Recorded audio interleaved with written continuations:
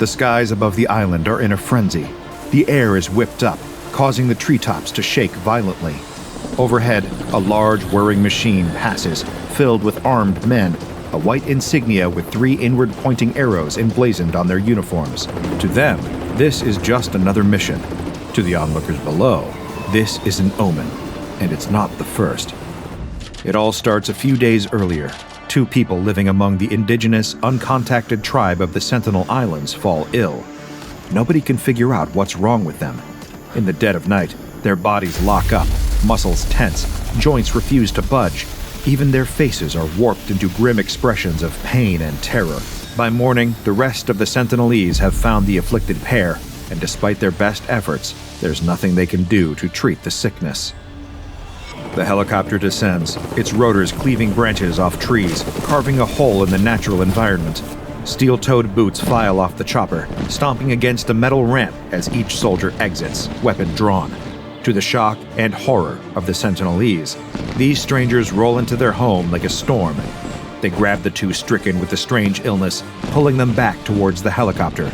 Every scream and protest from the indigenous people is ignored. This is the day that SCP-2136 would be discovered.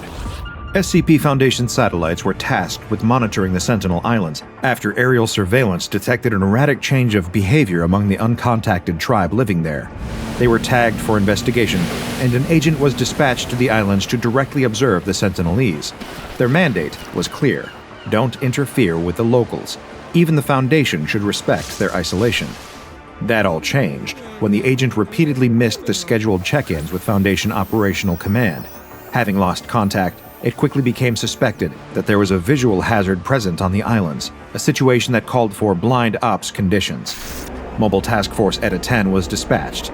This unit, also known by their codename See No Evil, was only deployed to contain, investigate, or neutralize visual cognitohazards and mimetic agents.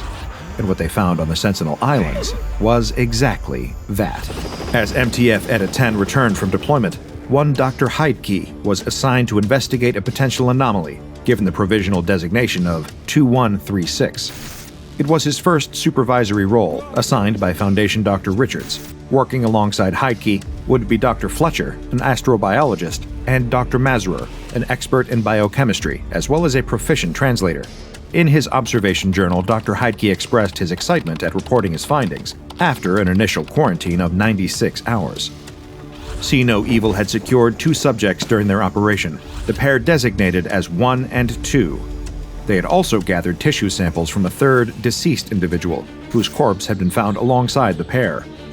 Throughout their capture and transport back to a Foundation facility, both 1 and 2 had expressed a clear desire to not be separated. The 2 subjects were placed under CCTV observation, with Dr. Heidke watching as they sat on opposite beds in a containment room, conversing with each other. Listening in, Dr. Mazur was able to determine that 1 and 2 were speaking in a Bengali dialect, which seemed to suggest they may not have been native Sentinelese. Questioning them via the intercom in their containment room, the research team were able to learn that these 2 were agents working on behalf of the Indian government. They demanded to be released, though the Foundation denied their request. Reaching an impasse, the agents refused to divulge any further information to their captors, though it begged the question: why exactly would India send undercover agents to infiltrate a remote tribe? Just what were they after? And what had they found? By the next day, 1 and 2 were still demanding that they be released, and were even refusing to sleep, seemingly in protest. From Dr. Heidke's observation, neither of them seemed to be exhibiting any outward signs of anomalous behavior or properties. Nothing suggested that either 1 or 2 were experiencing the effects of a visual cognitohazard, leading Dr. Heidke to wonder if the Mobile Task Force operators had picked up the wrong people. After a long, whispered conversation, the pair of subjects requested that someone else be allowed to join them in their cell. One explained that it was too dangerous for them to go to sleep, though refused to elaborate further. Dr. Heidke refused their request unless the pair began cooperating. At 9:30, on the second night of their quarantine, evidence of an anomaly suddenly appeared. Despite 1 urging his cellmate to stay awake, 2 drifted asleep. Within a minute, 1 had fallen to the floor, his body stiffening and rendering him completely immobile. The sound of his fellow agent falling woke 2 up, and the moment he was once again conscious, 1 seemed to recover. Both Dr. Heidke and Dr. Fletcher were still examining the subjects and concurred that visual contact was clearly playing a role in the anomalous effect, designated as 2136-A. Later that same night, Dr. Heidke requested that a D-class be assigned to their research team. It was agreed that this disposable member of personnel would be permitted to enter the cell, but in return, subjects 1 and 2 needed to divulge everything they knew to Dr. Mazur.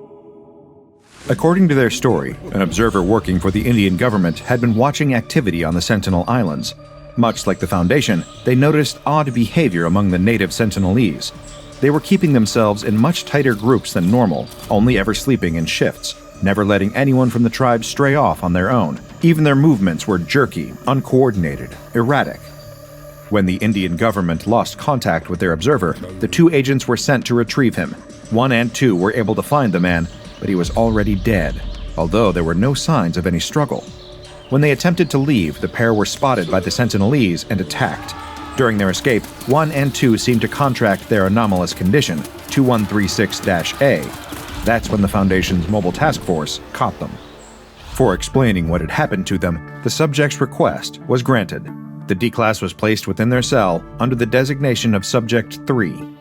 Dr. Fletcher made sure that nobody outside the containment room saw 1 or 2 as 3 entered.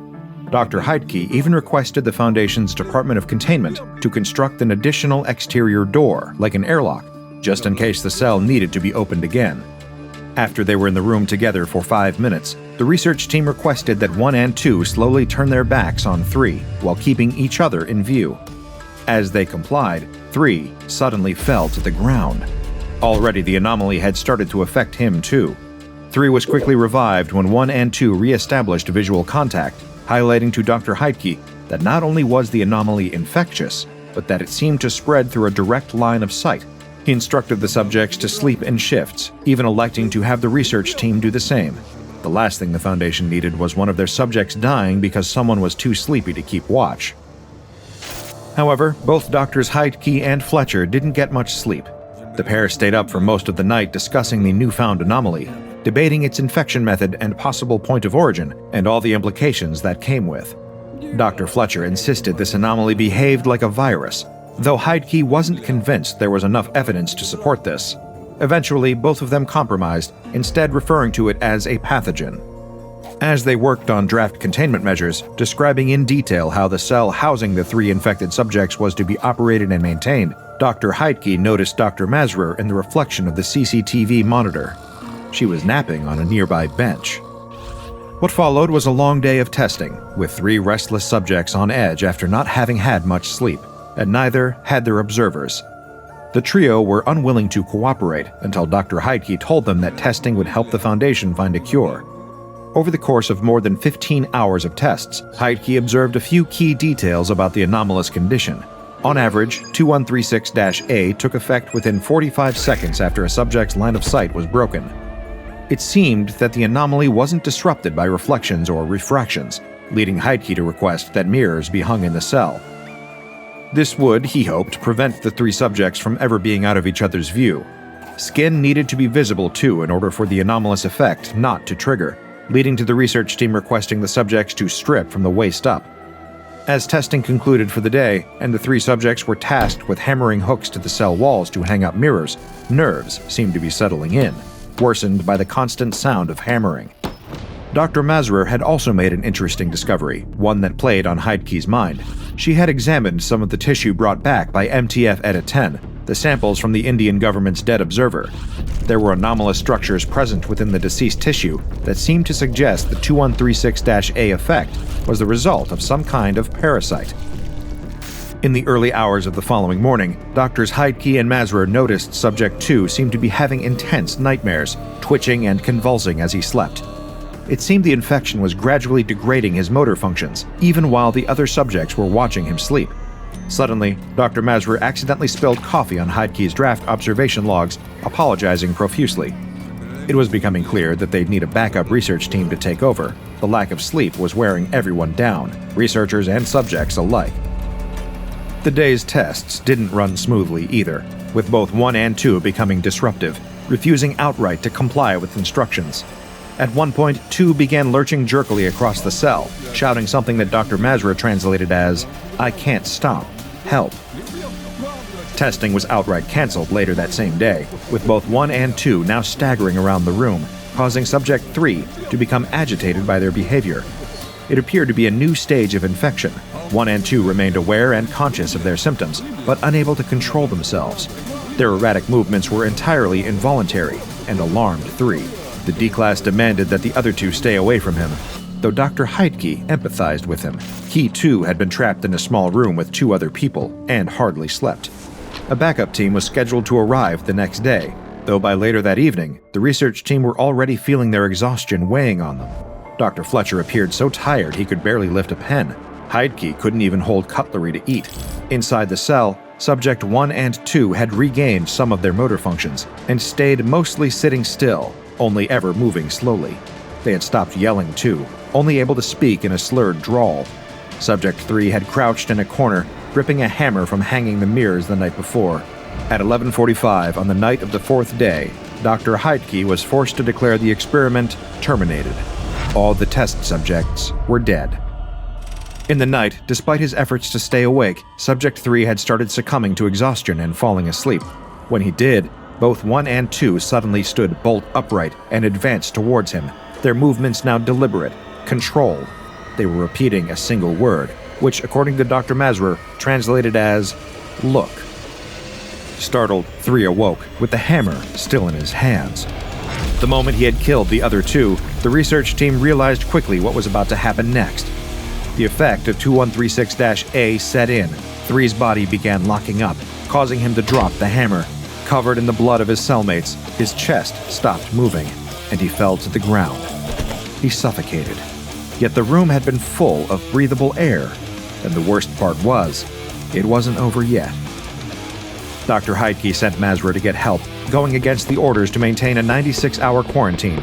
He realized quickly that it wasn't just the test subjects who had been infected. Fletcher must have seen one of them when bringing the D-Class to the cell. He denied it, but when Dr. Fletcher looked away, Heidke started feeling his body shutting down, struggling to move or breathe.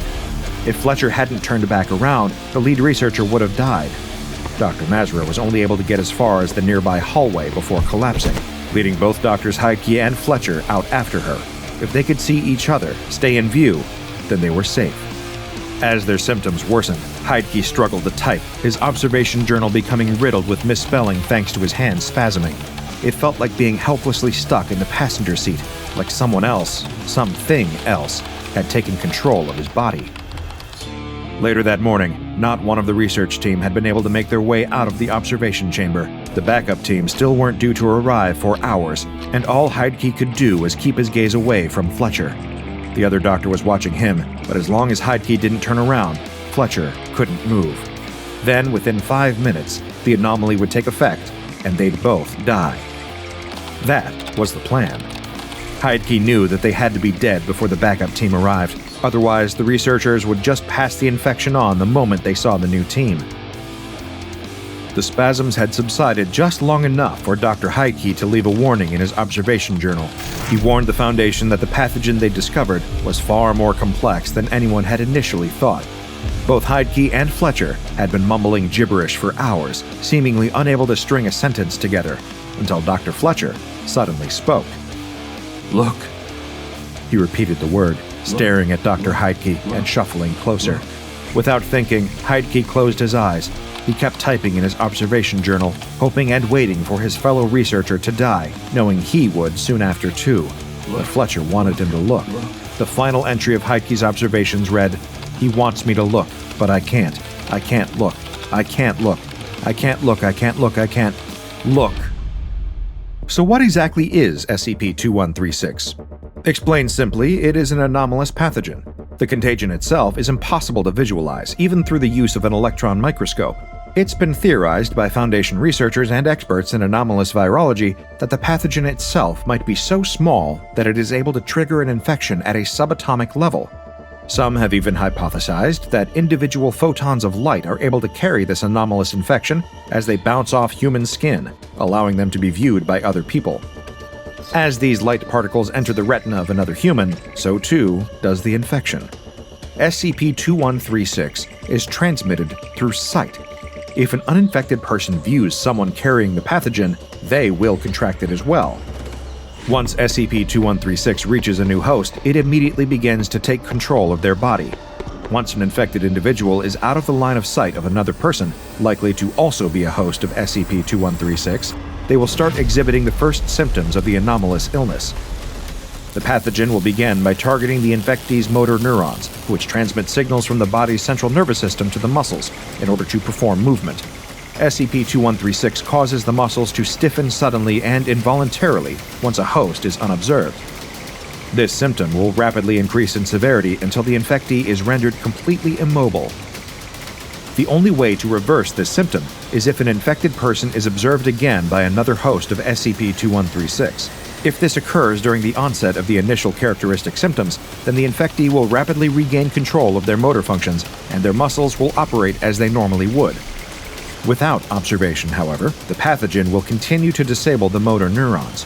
Given that these neurons also control bodily functions like breathing, subjects are likely to die within an average of 5 minutes.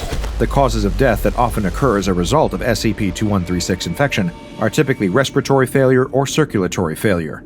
Foundation researchers have noted a distinct similarity between how the SCP-2136 pathogen affects the human body and the anomaly designated as SCP-2218. The latter refers to a collection of individuals with an anomalous condition that causes them to become inanimate mannequins whenever they are observed. An ongoing investigation has been opened into the possible connection between the two anomalies. It's thought, among some researchers, that instances of SCP-2218 may have received their anomalous properties from a modified variant of the SCP-2136 pathogen. Alternatively, another school of thought suggests that the infection itself is derived from the condition that afflicts the SCP-2218 instances. From the moment that they expire, humans infected with SCP-2136 will no longer be capable of passing on the infection. During post-mortem examinations, Foundation morticians have discovered the presence of anomalous organelles, subcellular structures that perform specific functions within cells like organs do within the body. These organelles, it is theorized, are possibly the matured form of the SCP-2136 pathogen. However, their exact function is unknown. It's thought that since they are found within neural cells, which receive impulses and enable the human body to move, that these organelles might have some role in preventing these electrical impulses. Foundation researchers studying the pathogen have found that SCP-2136's composition suggests that it works by absorbing some or all of the electrical impulses sent via a host human's neurons. It has even been suggested that SCP-2136 feeds on electrical impulses, sustaining itself while simultaneously blocking an infectee's bodily function. But Dr. Heidke realized this was wrong. SCP-2136 doesn't just feed on electrical impulses, it stores them, using them to control the bodies of its hosts. The infectee's consciousness becomes an unwilling passenger in their own body, while the pathogen pulls at their limbs like a puppeteer. Processes like talking are more complex, but if SCP-2136 is able to learn how to make a body move, then it can learn how to make one speak. As of now, the Foundation has ordered Mobile Task Forces Eta 10 and Theta 5 to establish a naval perimeter around the Sentinel Islands. All outside contact with the indigenous tribe is prohibited until an effective containment protocol for SCP-2136 can be determined. A final amendment is included in the SCP-2136's entry on the Foundation database. The misspelt sentence reads, "All D-Class hosts died. SCP-2136 is neutralized." Check out the Dr. Bob Patreon and become a junior researcher today. Now go and watch another entry from the files of Dr. Bob, like SCP-7464. They're chewing through my skin, and they won't stop.